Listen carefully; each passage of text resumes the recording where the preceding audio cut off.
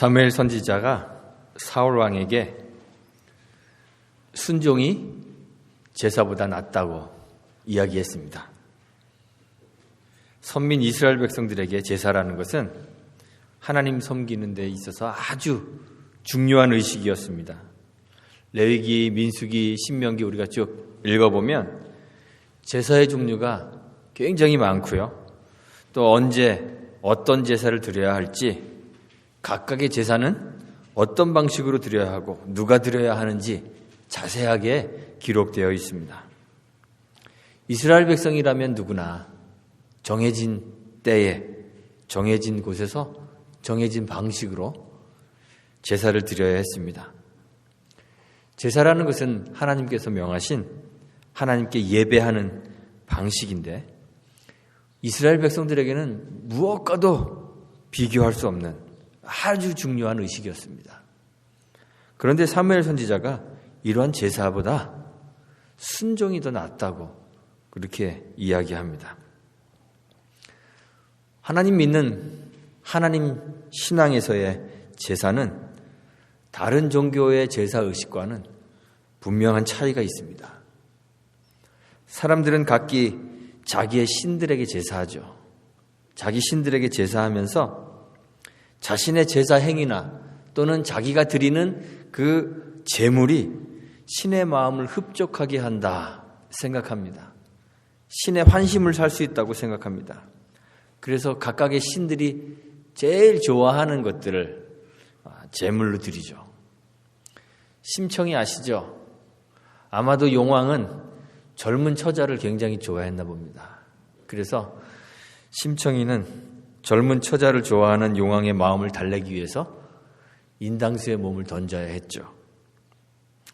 그런데 하나님 신앙에서는 이 제사 행위나 제물이 하나님을 기쁘게 하지 못합니다. 히브리서 10장 4절에 보면 염소나 황소의 피가 능히 죄를 없이 하지 못한다고 기록하고 있습니다. 하나님은 이사야 1장 11절에서 말씀하시기를 수양의 번제와 살찐 짐승의 기름에 배불렀고 수송아지나 어린 양이나 수염소의 피를 기뻐하지 않으신다고 했습니다. 하나님 신앙에서의 제사는 제사 행위 자체 또는 제사 때 드려지는 그 제물이 중요한 것이 아니라 그 제사를 통해서 정립되는, 확인되는 하나님과의 관계가 중요합니다.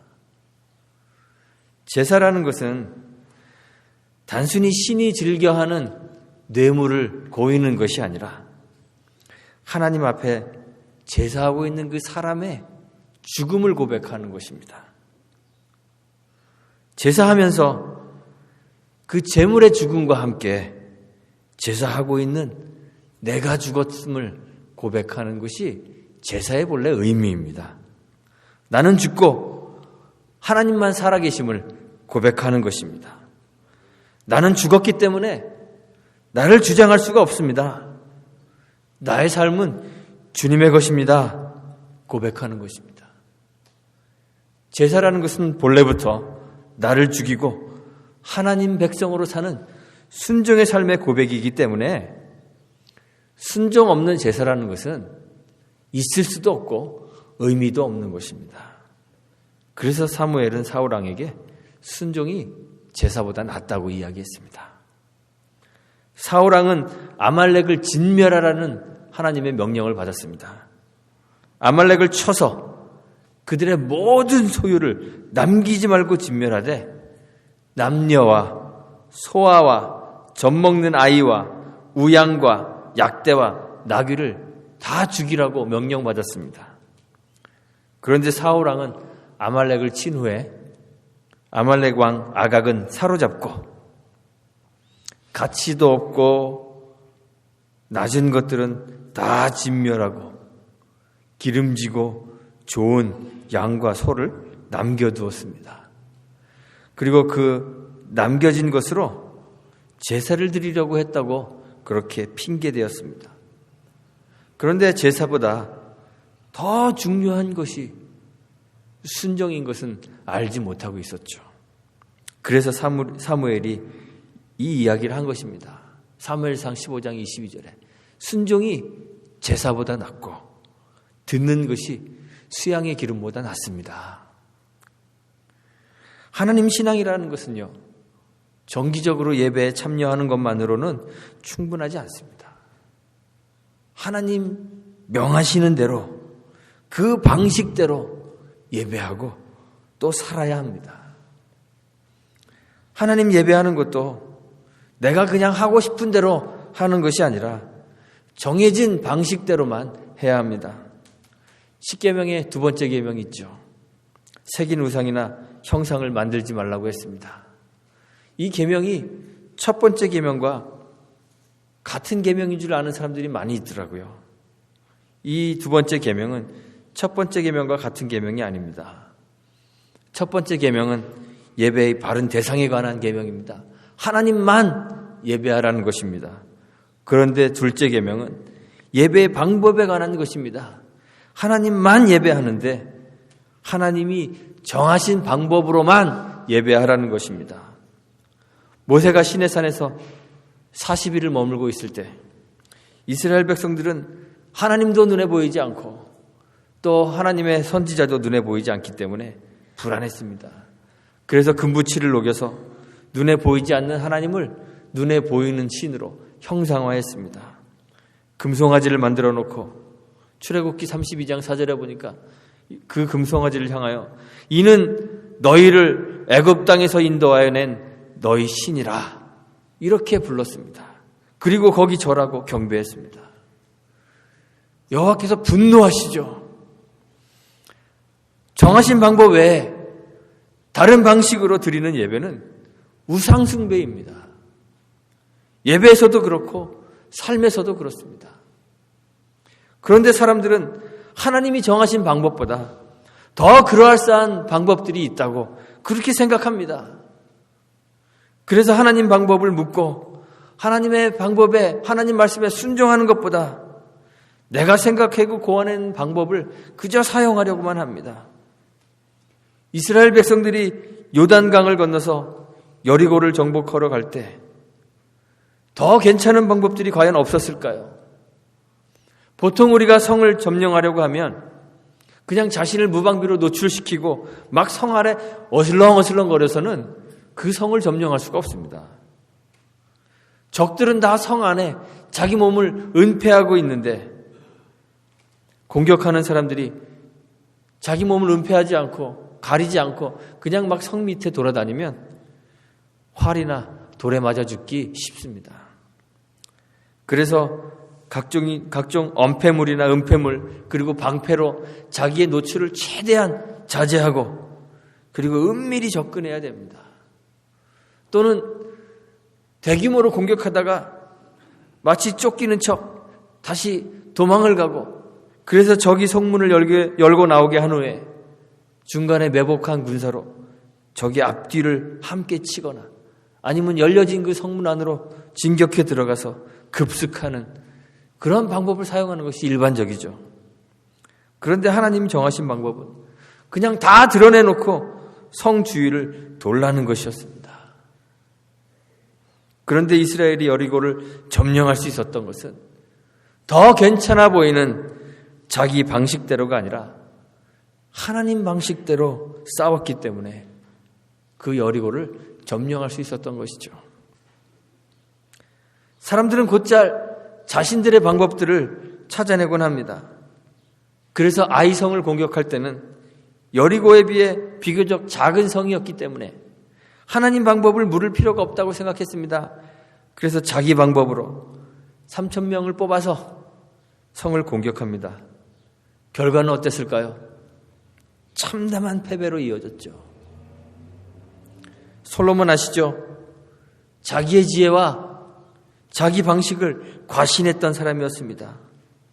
자기 지혜와 방식으로 국제 평화를 유지하려고 했습니다. 그래서 이웃 나라의 공주들과 혼인하고 혈연 관계를 맺으면 평화가 올 것이라 생각했죠.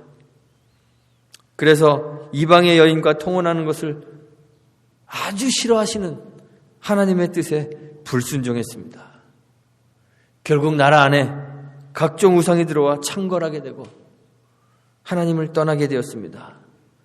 그의 후대에 나라가 둘로 갈라지고 말았죠. 예배도 얼마든지 사람의 방법으로 할 수 있습니다. 순종이 빠져버린 예배는 사람의 방법으로 드리는 예배입니다. 사울 왕이 실패했던 것이 바로 예배, 즉 제사를 순종 없이 했기 때문입니다. 제사를 핑계로 순종을 버려버렸습니다. 사람들은 순종을 버린 채 예배하는 것에 익숙해져 있습니다. 하나님 말씀인 율법이 요구하는 이중의 계명, 하나님 사랑하고 이웃을 사랑하라는 하나님의 말씀을 순종하지 않은 채 예배에 골몰합니다. 이웃을 사랑하기는커녕 이웃을 압제하고 가난한 자의 것을 빼앗고 약자를 억압하면서 제사에 열을 올렸습니다. 하나님은 이런 사람들이 드리는 예배를 보시면서 말라기 1장 10절에 너희가 내 단 위에 헛되이 불사른다고 말씀하셨습니다. 이사야 29장 13절에 보면 주님께서 말씀하시기를 이 백성이 입으로는 나를 가까이 하며 입술로는 나를 공경하나 그들의 마음은 내게서 멀리 떠났나니 그들이 나를 경외함은 사람의 계명으로 가르침을 받았을 뿐이라고 했습니다. 하나님을 섬긴다고 했는데 하나님 말씀은 사라지고 순종은 사라지고 사람의 계명만 남게 된 이 예배를 하나님이 지적하셨습니다. 그러나 하나님의 사람들은 하나님의 말씀에 순종하여 하나님의 방법을 고수합니다. 다윗은 실수도 많았던 사람이었지만 하나님의 방법을 찾는 사람이었습니다. 다윗이 여호와의 궤를 왜 다윗성으로 굳이 옮겨오려고 했는지 아십니까? 복을 받기 위해서가 아니라 여호와의 방법을 구하기 위해서였습니다. 역대상 13장 3절에서 다윗이 말하죠. 우리 하나님의 궤를 옮겨오자. 사울의 때에는 우리가 궤 앞에서 묻지 아니하였느니라. 여호와의 방식을 구하지 않고 왕이 자기 마음대로 통치하는 것이 아주 자연스러운 그런 시대에 다윗은 여호와의 말씀을 듣고 순종하기 위하여 여호와의 궤를 다윗성으로 옮겨옵니다. 예수님 시대에도 사람들은 자기 방식대로 하나님 섬겼습니다. 요한복음 16장 2절에서 예수님이 말씀하시죠. 신자들을 박해하고 죽이는 사람들이 이것이 하나님 섬기는 예라고 생각할 것이라고 그렇게 말씀하셨습니다. 실제로 바울이 그랬죠. 하나님이신 예수님과 그의 백성들을 핍박하고 옥에 가두면서 그것이 하나님 섬기는 것인 줄 착각하고 있었습니다. 예수님이 성전을 다 뒤집어 엎어놓으셨던 것 기억하십니까? 하나님께서 떠나버린 성전은 성전이 아니고 그 안에서 드려지는 하나님 없이 드리는 예배는 예배가 아닙니다. 그래서 예수님은 성전을 다 뒤집어 엎으십니다. 예수님은 성전을 자기 육체라 말씀하시면서 성전을 헐고 다시 세워야 한다고 하셨습니다. 그리고 십자가 위에서 자기 육체를 허무셨습니다. 성전된 자기 육체를 헐고 다시 세우신 그 사건, 그리스도의 죽음과 부활을 통해 주님은 새롭게 예배하는 공동체를 만드셨습니다. 새 공동체는 영원한 대제사장이시며 동시에 완전한 제물이신 예수 그리스도께서 드리신 그 제사를 통해 만들어진 공동체입니다. 예수와 함께 죽고 그 안에 예수가 살게 된 사람들과 그 공동체가 바로 오늘날 교회입니다. 그 안에 거하시는 그리스도의 영으로 온전한 순종의 삶을 살게 된 공동체인 교회를 주님께서 세우셨습니다. 삶이 예배인 공동체가 교회입니다. 그리스도의 죽으심과 부활 이후에 성령의 강림으로 그리스도와 함께 죽은 완전한 제사에 참여한 그 사람들 안에 그리스도의 영이 온전히 거하시게 되었습니다. 그리고 교회가 시작되었습니다. 말씀해 보니까 베드로의 설교를 듣고 3,000명이 회심하여 교회의 일원이 되었죠. 교제하고 떡을 떼고 기도합니다. 이 사람들 가운데는 예수를 십자가에 못 박아야 된다고 소리 질렀던 사람들이 분명히 있었을 것입니다. 예수님이 3년 동안이나 하나님의 말씀을 전하셨는데 듣기는 들어도 주님의 가르침을 이해할 수 없었던 사람들이 이 사람들이었습니다.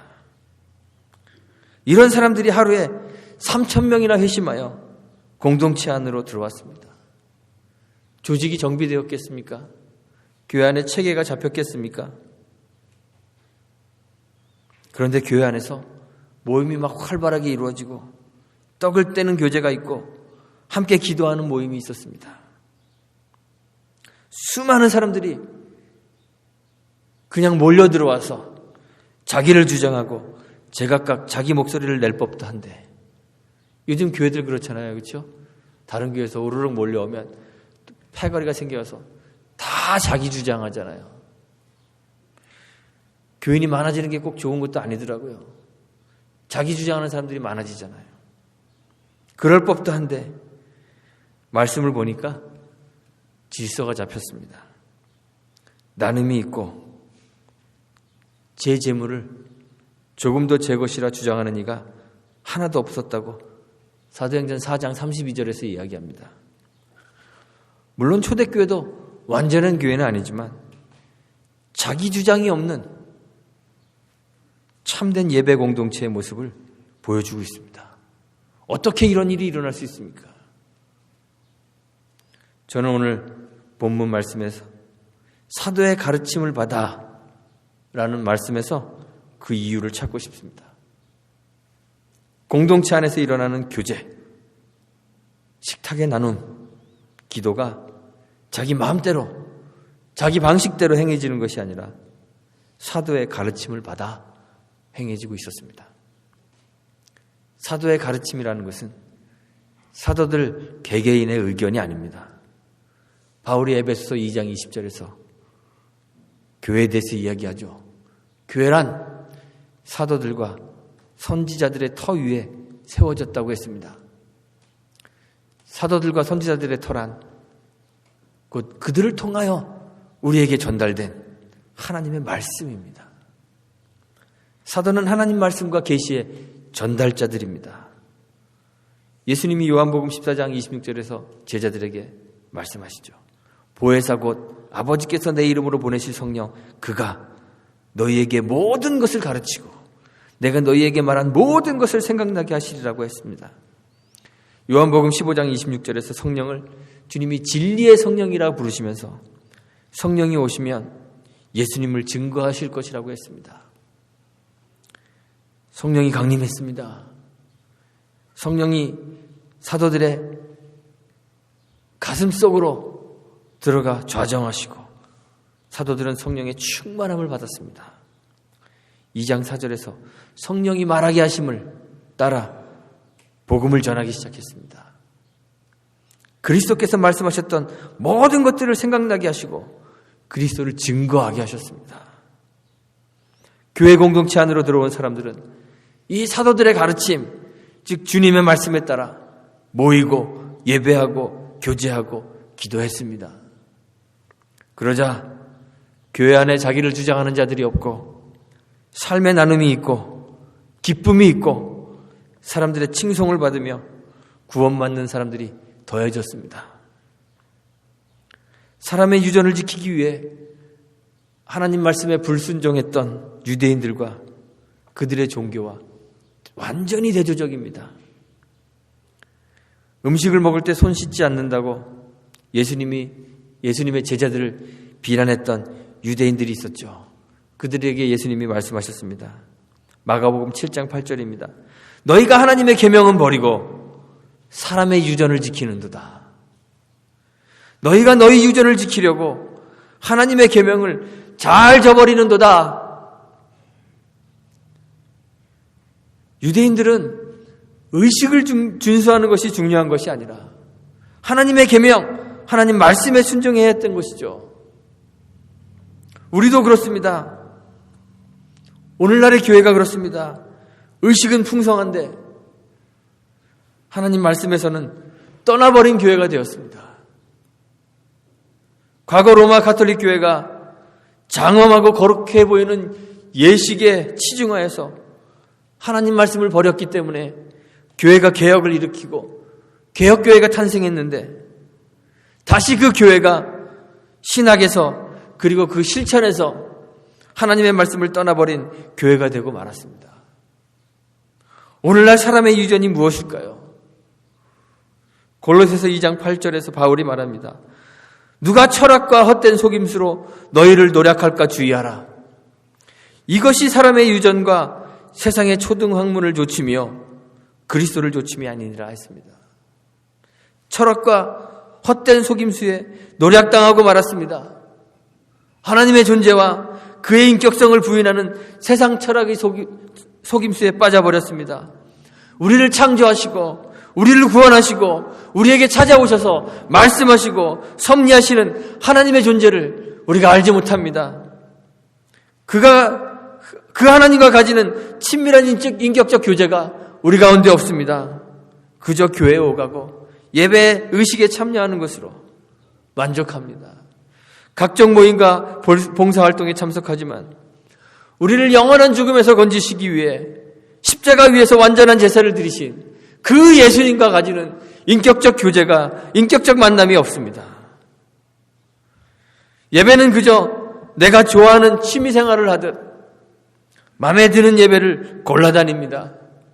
내가 좋아하는 노래를 불러야 하고 내가 듣고 싶은 종류의 설교를 들어야 하고 짜릿한 경험을 느끼고 싶고 황홀경을 경험해야만 예배하는 줄 알죠. 예배에서 하나님이 우리에게 원하시는 것이 무엇인지, 나를 어떻게 하나님께 거룩한 산제사로 드려야 하는지 하나님 뜻에는 전혀 관심도 없이 그저 나의 감정을 건드려주는 감동 있는 예배를 좋아합니다. 우리의 삶도 그렇습니다. 세상의 방식대로 세상의 가치관을 가지고 세상을 목표로 하며 살아가면서도 하나님이 내 삶을 통해 이루고자 하시는 것이 무엇인지 하나님의 뜻, 거기에는 관심이 없습니다. 세상에 대하여 죽고 하나님에 대하여 살아 하나님께 드려진 자로서의 삶이 무엇인지에는 관심조차 없습니다. 우리 주님이 그런 교회, 그런 성전을 허무시기 위해 자신의 육체를 십자가에 메어 다셨는데, 그래서 성령을 주셔서 새 공동체, 새 교회를 세우셨는데 우리는 다시 그 성전으로 하나님 없는 예배로, 순종 없는 제사로 돌아가려고만 합니다. 이제 우리도 새롭게 지어진 공동체 안에서 참된 교제와 나눔, 기도와 예배가 있어야 합니다. 그 예배를 회복해야 합니다. 예배와 의식에 참여하는 것만으로는 하나님을 기쁘시게 할 수 없습니다. 하나님의 말씀을 듣고 하나님의 말씀과 그 방법대로 예배하고 살게 되어야 합니다. 사람의 유전을 지키기 위해 하나님의 계명을 저버렸던 유대인처럼 어리석은 자들이 되지 않기를 간절히 바랍니다. 세속의 철학과 헛된 속임수에 빠지지 않게 되기를 간절히 소망합니다. 사도의 가르침, 하나님의 말씀이 제시하는 대로 하나님 알게 되기를 소망합니다. 창조주이시며 구원자이신 하나님을 다 인격적으로 만나고 우리의 삶을 섭리하시는 하나님과의 교제를 가지시게 되기를 간절히 소망합니다. 예배 의식에 참여하는 것이 중요한 것이 아닙니다. 성경 말씀 속에서 우리에게 말씀하시는 그 하나님의 음성을 듣고 그와 인격적인 그 교제를 가지는 것이 얼마나 중요한지 깨닫게 되시기를 바랍니다. 그 주님을 다 만나 교제하게 되시기를 바랍니다. 그래서 초대교회 성도들과 같이 자기를 주장하는 자기 주장과 생각, 자기 방식과 고집이 아닌 사도의 가르침, 주의 말씀에 따라 모이고 교제하고 예배하고 살아가는 참된 교회가 되시기를 주님의 이름으로 축원합니다. 그러한 참된 교회 공동체를 이루어갈 때 주께서 우리 안에는 기쁨을 주시고 온 백성에게는 칭송을 받게 하시며 구원받는 사람을 날마다 더하게 하실 것입니다. 기도하겠습니다.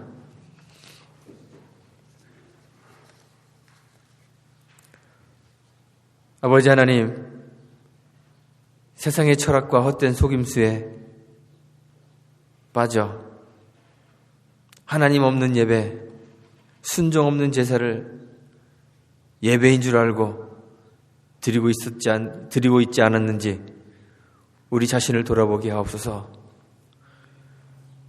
말씀하시는 하나님, 우리의 삶을 섭리하시는 그 하나님을 인격적으로 만나고 온전한 제사를 드리기 위해 자기 몸을 제물로 드리셨던 대제사장이신 그 예수 그리스도를 우리의 마음에 모셔서 우리 안에도 참된 예배, 참된 제사가 이루어질 수 있도록 은혜 베풀어 주옵소서. 주의 말씀대로 모이고 교제하고 떡을 떼고 기도하며 하나님께 예배하는 공동체가 되게 하시고, 그리하여서 우리 주춧돌교회 예배 공동체를 통하여 기쁨을 얻고 하나님을 칭송하고 구원받는 사람들의 수가 날마다 더해져가는 놀라운 역사가 일어나도록 주님 함께하여 주옵소서. 예수님의 이름으로 기도합니다. 아멘.